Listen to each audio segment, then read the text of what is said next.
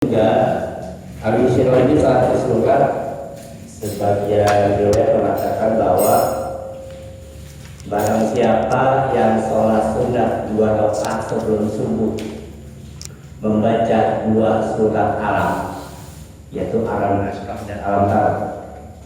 Jadi barang siapa yang sholat 2 rakaat sebelum subuh, berarti sholat sunat qobliyah subuh atau sholat sunat fajar, membaca 2 surat yang diawali dengan alam, yaitu maksudnya ada alam tar dan alam nasrah, apa fadilahnya? Akan dijauhi dari cobaan, penyakit dan lain-lain. Jadi salah satu fadilahnya surat Al-Isyirah itu adalah sebagai penangkal, ya, sebagai penangkal. Kemudian juga ada ulama yang mengatakan bahwa Al-Isyirah ini adalah satu surat ketika kita lagi punya masalah atau coba terhindar dari masalah, sering-seringlah baca Al-Isyirah setiap habis sholat. Dan kadang-kadang kita suka menutup para orang kalau habis sholat bacanya Al-Nasrah 3 kali gitu kan. Nah kadang-kadang itu salah satu dari fadilahnya keberkahan Al-Isyirah adalah untuk melapangkan, untuk menghilangkan permasalahan-permasalahan dalam hidup. Itu salah satunya. Baik, Al-Isyirah ini dikenal dengan surat Al-Isyirah atau ada juga yang disebut dengan surat Al-Nasrah, karena diawali dengan surat Al-Nasrah. Surat ini termasuk dalam surat Makkiyah, berarti surat ini diturunkan sebelum Nabi hijrah. Berarti masih berada di kota Mekah, belum hijrah begitu. Terdiri dari berapa ayat? 8 ya, 8 ayat. Baik, kita akan coba salah satu. Memang pembahasannya cukup panjang nih. Kalau Al-Isyirah ini berkaitan dengan problematika hidup kita zaman sekarang. Seringkali masalah kita itu terjadi karena apa? Karena banyaknya kesempitan yang ada pada diri kita. Kita coba kayak satu persatu yang mudah-mudahan ini menjadi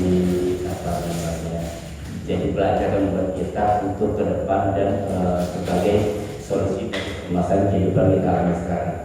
Bismillahirrahmanirrahim. Alam nashrah laka sadrak. Bukankah kami sudah lapangkan dadamu? Jadi ini berkaitan dengan lapang dada. Para pendengar sekalian, dalam hidup ini seringkali kita dapat masalah, baik pribadi, pekerjaan, tetangga dan sebagainya. Itu kenapa? Karena kita kurang lapang. Kita tidak memiliki sikap lapang dada. Para peneliti itu telah mengutarakan bahwa orang-orang yang memiliki sifat lapang dada itu, mereka akan lebih mudah mencari pekerjaan, akan lebih mudah berkarya, akan lebih mudah bermasyarakat. Orang yang memiliki sikap lapang dada itu yang pertama. Yang kedua, orang-orang yang memiliki sikap lapang dada itu adalah orang-orang yang memiliki kesehatan dan kekuatan fisik yang lebih kuat. Kemudian juga memiliki kekuatan ekonomi yang lebih kuat dibandingkan orang-orang yang tidak lapang dada.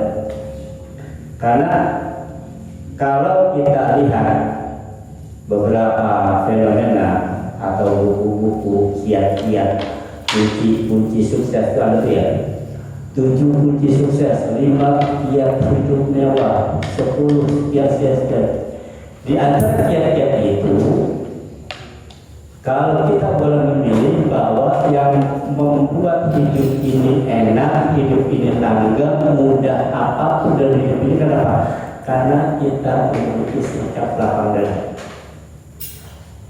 Orang yang memiliki sikap lapang dada, maka urusannya akan gampang. Nggak mudah kesel, nggak mudah marah, nggak mudah emosian, nggak baperan. Karena dia punya hati gores. Orang yang punya sikap lapang dada punya hati gores. Atau bisa dibilang mereka punya anti percaya. Kalau percaya, kalau bapak bikin paket tuh anti percaya, itu juga banyak pecah belah, gitu kan ya? Kayak gelas, itu bakal boleh dibantu. Itu karena ini fragile, mudah pecah. Ada juga kalau barang-barang fragile itu barang mudah pecah ya kayak gelas, piring, kaca, cermin itu barang-barang mudah pecah. Ada barang yang resisten. Resisten itu barang yang tidak mudah pecah. Misalkan buku dibanting pecah, enggak. Ada benda-benda yang resisten. Ada benda yang anti-fragile itu ketika dia dihajar, ketika ditempa malah makin kuat. Ada benda-benda seperti itu. Contoh, bapak punya betis tuh, dipakai ninjau terus, lama-lama betisnya kuat. Kita punya kaki, kita punya badan sering dipakai lari, main futsal, main soccer, mini soccer dan segala macam. Karena kita biasa memaksakan kaki kita, biasa pakai kaki kita, maka kaki kita lebih semakin kuat. Makanya kalau orang dulu tuh pak, kalau lagi hujan itu sebelum hujan dengan hujan semua. Dia dapat dia fisiknya kuat. Karena apa? Semakin ditempa dia semakin kuat, itu anti-fragile. Kita punya apa nih? Punya tenaga. Sering kita pusat angkat batu. Lama-lama otot ini makin berkembang, bukan makin rusak. Jadi ada benda-benda yang bila digunakan itu pasti akan semakin kuat. Dan semua ciptaan Allah kalau digunakan itu justru semakin kuat, enggak ada semakin lemah.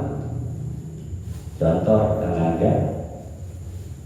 Coba bocah masa orang masih nggak dilatih jalan, bisa jalan nggak?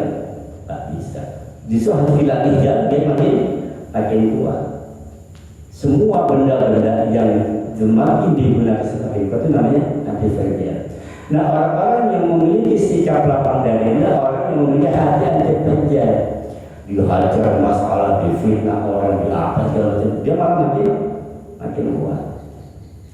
Semua masalah ini nggak bisa selesai, nggak enak kita melangkah, nggak enak kita bekerja, nggak enak kita cari kerja, cari uang dan sebagainya. Kenapa? Karena tidak memiliki sikap lapang dada. Contoh paling gampang, Nabi Musa. Lihat doanya Nabi Musa. Apa Nabi Musa terkenal? Rabbi shrah li sadri. Apa? Wa yassir li amri. Yang pertama diminta sama Nabi Musa apa dulu? Rabbi shrah li sadri. Ya Allah, lapangkan dadaku. Karena Nabi Musa ini adalah salah satu nabi yang bintangnya pada besar. Bahkan Nabi Muhammad mengakui bahwa kata Rasulullah, rintangan saudara Musa itu jauh lebih berat daripada Rasulullah mengakui itu. Bagaimana enggak?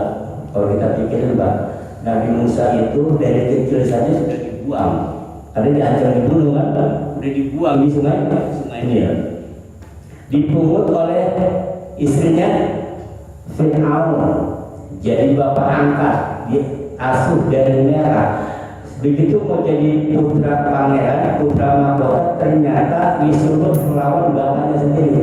Emang gampang. Nah kadang-kadang kita lawan Pak Adik dia nggak enak, yang sudah ngasih kita tinggal gitu kan, kita dari Jawa, dari mana, kenapa ke Jakarta, kita tempat tinggal. Nah ini disuruh melawan bapaknya sendiri. Itu sudah luar biasa. Belum lagi menghadapi Fir'aun yang ngamuk Tuhan, belum menghadapi para tukang-tukang sihirnya, belum ngurusin Bani Israel yang terkenal ngeyel. Nah Israel aja sekarang. Itu luar biasanya Nabi Musa. Beban berat pada dadanya inilah yang menyebabkan dia sulit berdakwah pada saat itu. Maka yang diminta oleh Musa pertama, Rabbi shrah li sadri. Ya Allah, lapangkan dadaku. Nah, kalau dadanya sudah lapang, sudah enak, bisa menerima dan sebagainya, barulah wa yassir li amri. Mudahkanlah urusanku. Makanya urusan kita akan sulit dilaksanakan, akan sulit terpecahkan, akan sulit dapat solusi selagi kita belum bisa lapang dada. Lagi belum bisa lapang dada. Jawabannya, Bapak nih ada masalah di kantor, kesel mau, emang enak aja? Kagak enak. Mau lewat kanan ada dia, lewat belakang ada dia. Kenapa? Ada sikap lapang dada yang